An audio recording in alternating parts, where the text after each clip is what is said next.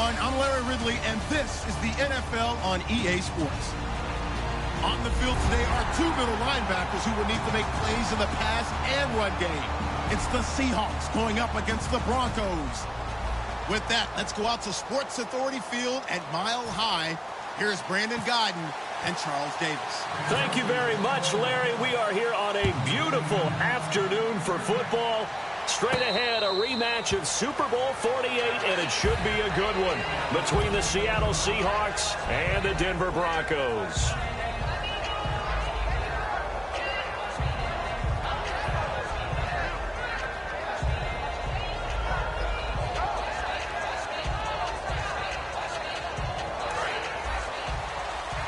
Looks like the defense in press coverage here. Rawls, the lone man in the backfield. He'll get the football here.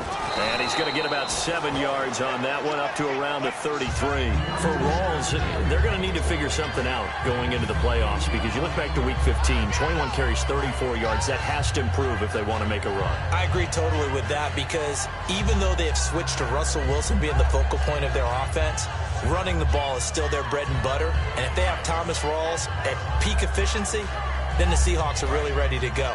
But the Rams' defensive front, when they're at their best, 3 first-rounders up front, hard to move it against them. That's very true, and that's who he was going against in Week 15. This complete to Lockett. That throw good for only a couple. It brings up 3rd down. The starters for the Seahawks of Seattle on the offensive side. Charles, they could use a big game from Thomas Rawls. And they really loved what they got out of him last year, because an undrafted player is not supposed to give you nearly 6 yards a carry in production, and that's exactly what he did. They need a big game out of him, and they expect it. A good explosive run there sets them up with a new set of downs, and every team wants to start their game with a really nice drive. 3 and out. No one wants to. Wilson hit. It's loose. It's out. Fumble. And a little bit of good fortune there. He wasn't able to get it back, but he did have a teammate on the spot able to retain possession for them. A near turnover, but the offense recovers it. Now they'll try to regroup on second. On second down, here's Wilson. He finds his running back, Rawls. And he'll get it out a couple yards shy of midfield at the 48. A good pickup there, 18 yards as they get closer for 3rd down. So they get the completed pass, but still have more to go here on 3rd down. On 3rd down, Wilson. He rifles one that's intercepted. Picked off by Akeem Talib. And the return stops just a little bit shy of midfield at the 48-yard line. When we talk about Akeem Talib, technique is not the word that comes to mind, but don't worry about that. This guy anticipates as well as anyone in the league, and he did just that, picking off another pass. Here's Booker, and he takes it across midfield to the 45. Charles, it hasn't really been the rookie year that Devontae Booker probably envisioned, or the Denver Broncos envisioned for him. So I would agree with that totally. In fact, coming out of University of Utah and him going into 4th round, which I thought was low for where I had him ranked, I kind of had him as a dark horse guy to have a monster year for the Broncos. Just hasn't worked out that way. Some offensive line issues, probably as a rookie, not seeing the field the way that he needs to just yet. I think he'll have a great chance to bounce back with a big 2017, though. 1st down and 10 now for the offensive group.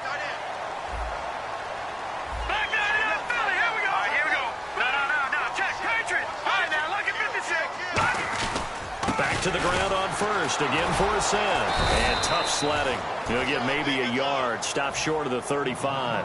And that's the type of play that'll fire up a defense. Hold them to 1 yard on a 1st down run. It'll be interesting to see if the offense decides to press the run at all, or if they'll abandon it now after gaining only 1 on that play. They'll try the air now with Simeon. Looking deep for Demarius. And they went for a big play through the air on 2nd down. Couldn't connect. Now it's 3rd. So 3rd down now. They need the 27-yard line for a first. And this O-line, it is the lifeblood of the offense. They established the tone. Mean, nasty, physical. They can't wait to get after people. That allows the rest of the offense to feel confident. They didn't get the 1st down, but I have to say I do like the call. I like what they were trying to do. Try and hit your receiver on the run and see if he can pick it up. Keep it on his feet. Get a little rack yardage. Yeah, but a nice job defensively to get to him and keep him short of the first.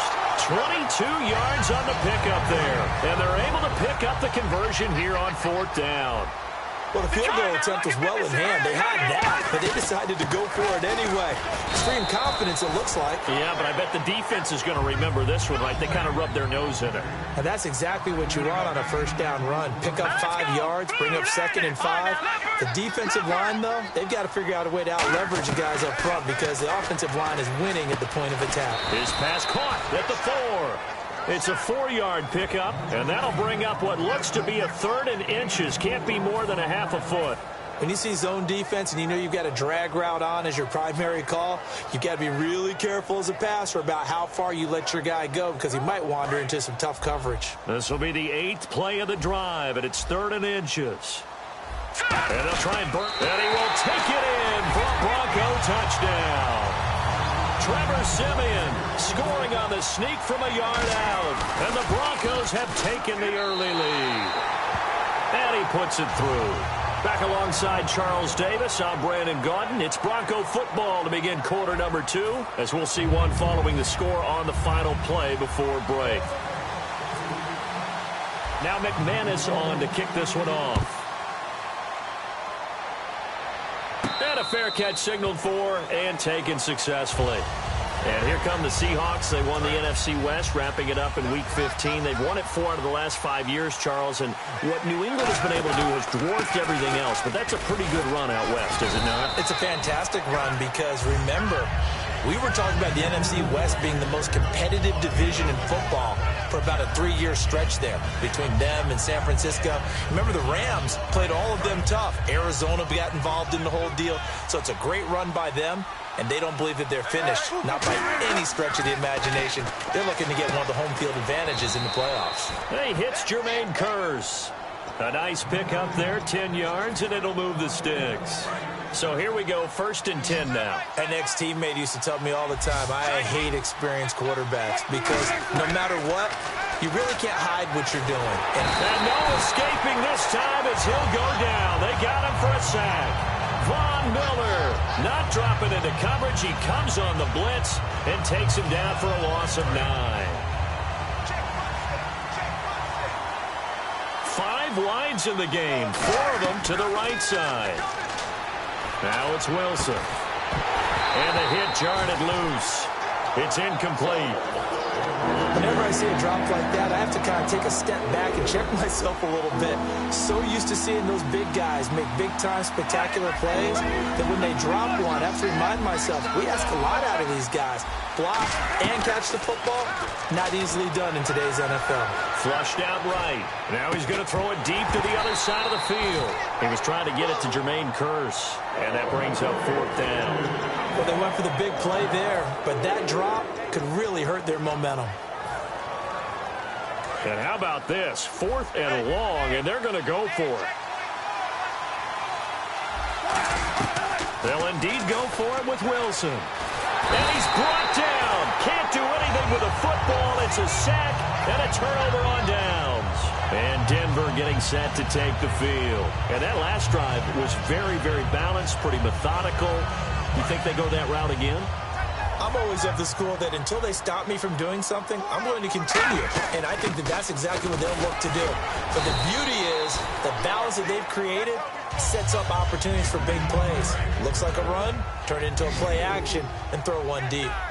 But they certainly got dented with that first down run.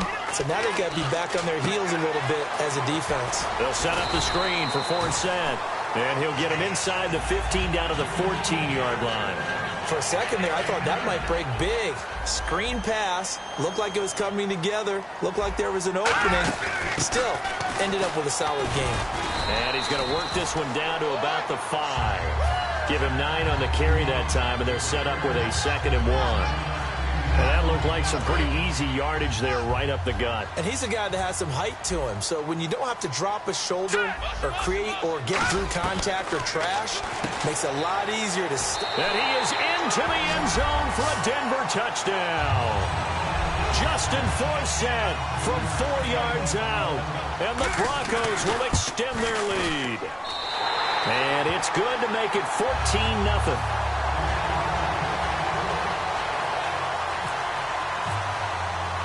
After the touchdown, here's McManus now to kick it away. And no return on this one as the fair catch is signaled for and taken. The Seahawks offense now, they get set to go back to work. And last time out, went for it on 4th down, turned it over, gave them great field position, turned into 6 points, so they've got to recover here, Charles. It's amazing what one decision can do in the chain of events, right? The decision to go for it on 4th down. Caused all of that. It caused every bit of it, but it showed confidence. Hey, I've got confidence in you guys. Go pick it up for them. Didn't happen. Also showed confidence in the defense. They didn't pick up their end of the bargain, so now they've got to come back out and start over and rebuild that confidence. Throwing is Wilson. The grab made by Curse over the middle. That catch good for 5. It's 3rd down. One thing I can say pretty safely, that route is not called if you don't have a guy who can throw the ball and put some mustard on it, because if you're going to lollipop it in the middle of the field, bad things usually happen. It takes a strong-arm guy who can rifle it in there, and they were able to successfully complete that one. It's a 4-receiver look to the right side. To throw is Wilson. A hit as he throws there, incomplete. 3rd down is the down. Both sides know they absolutely have to win, and the name of the game for the defense is pressure on the quarterback. But pressure on the quarterback with contact, that's how you end up winning it. Here's Wilson. Pressure comes, and Wilson's going to go down. Von Miller in there to pick up his 2nd sack now of the afternoon. Halfback sent in motion.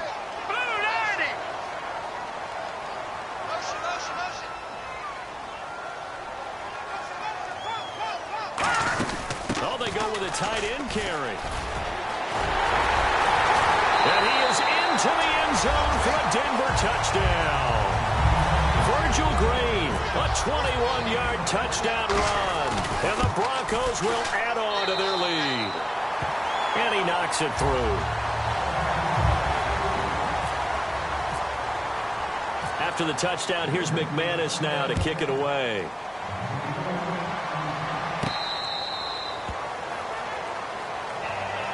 Seattle now ready to march out of the field. And last time this unit was out here, costly turnover, and then that turned into 6 points. They've got to make amends. And how many times have we sat in meetings with coaches and they use the term complementary football? Wilson hit. It's loose. It's out. Fumble. But I believe a Seahawk was able to get a handle on this, so this will remain Seattle ball. On plays like this where the ball comes free, it's often unusual for the team that lost it to get it back. Because this is the quarterback. The ball gets away from him. Everyone else is trying to execute what they're supposed to do on offense. They're usually looking in the other direction, downfield, or moved away from it. In this case, though, the teammate is able to come up with the ball. From the gun on 3rd down, Wilson buying time to his left. And he's got the first before he's brought down at the 39-yard line. A good gain of 14 there, and it moves the chains. Now that definitely hurts because the mindset is getting a 3-and-out there, and they don't get it done. They give up the scramble and a pickup for a 1st down. He's going to fire one deep left sideline. The intended target, Doug Baldwin. And now it's 2nd down. Sure, that pass was incomplete as they made an attempt to get a big one downfield. But that's okay because the second part of that is if you don't get the completion, at least you've told the defense you're trying to stretch them out a little bit, and they may have to change accordingly. Now Wilson eluding the pressure right. Now he's going to let it go deep right sideline. Tyler Lockett was the target there. 3rd down here. As a general rule, when you take a deep shot downfield, it's usually a timing pattern. Quarterback in the pocket and looking to hit his receiver downfield. But when he has to move outside of it, timing off, he gets thrown off. And on that play, that caused the incompletion. On 3rd down, Wilson. Nowhere to go here. He lost the football. And they're going to set up shop at the 32-yard line. Now this Broncos offensive unit ready to head back out onto the field. And they will simply, Charles, be looking to duplicate what they did last drive when they were able to push it in for 6. And they hope it'll be that easy, right? To be able to take exactly what happened before, replicate it. They have to make a few additional changes along the way because I'm sure the defense will make some adjustments, but they've got to have great confidence having scored the last time out. Seeing that play and understanding just how tough it is to cover tight ends, especially the ones running around the NFL nowadays, makes me glad I didn't make it in that league. I would have had a really difficult time. But now you get to sit up here with me. Yeah, and that's fun, isn't it? And what a really nice game right there on first down for them. Brings up a nice second down for them. Simeon on first down. This will be caught at about the 3. All right, Brian, I'm going to ask you this just one time. Okay. Did you have Emmanuel Sanders in your fantasy league? You know, I know that you like to bring up my fantasy team because I lost in the playoffs. No, that's not why I brought it up. No. Why'd you bring it up? Because you lost in the playoffs. But anyway, Emmanuel Sanders, you should have had him. He only had 48 yards in Week 15, but that was good enough to get him over 1,000 for the 3rd straight year. Boy, is he a weapon. 3rd straight year. He is a big weapon and something that is a nice compliment to Demaryius Thomas. Yeah, and I think next year you got to think about drafting him. Thanks. And he's been a busy man, 5 for 5 now as he knocks another one through to extend the lead. After the touchdown, here's McManus now to kick it away.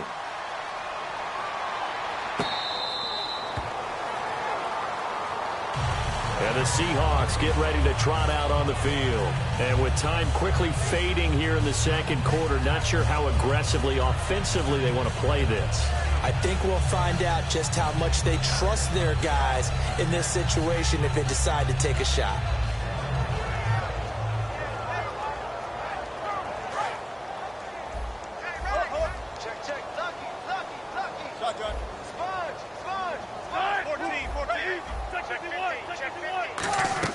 On first down, Wilson. He's going to fire this thing deep right sideline. That'll be incomplete with 9 seconds now showing on the clock. Well, partner, I guess that answers the question about whether they're going to sit on it or not. It does. Now we'll see if they try that again. Yeah, I think what we find on plays like that, when you take that shot, if you're unsuccessful, then you go way more conservative to finish the half, you know? I think that's the way they'll go. Now it's Wilson. It's caught. Lockett. For Lockett, a pretty good Week 15, 130 yards and a touchdown. How key is he as they go forward and into the playoffs? One of the most vital players they have on the roster because of everything he gives them. The ability to catch the ball in the slot. They can even move him out wide as a receiver. They can use him in the backfield if they so choose.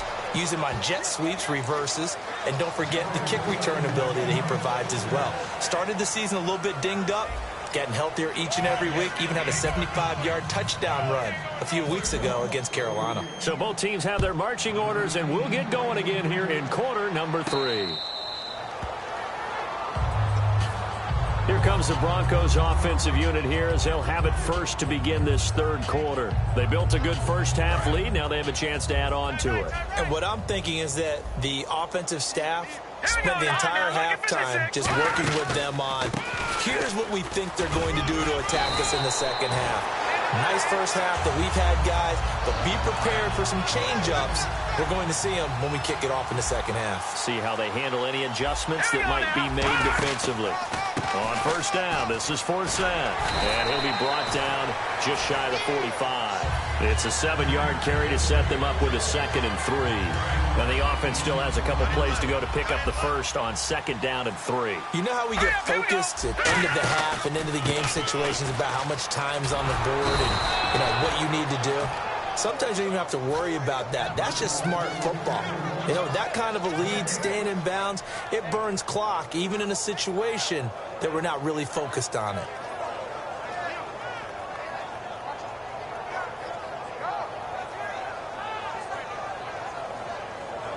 Offense coming up, needing 2 yards on 3rd down. They'll come out in the pistol. 3rd and short, it's Booker.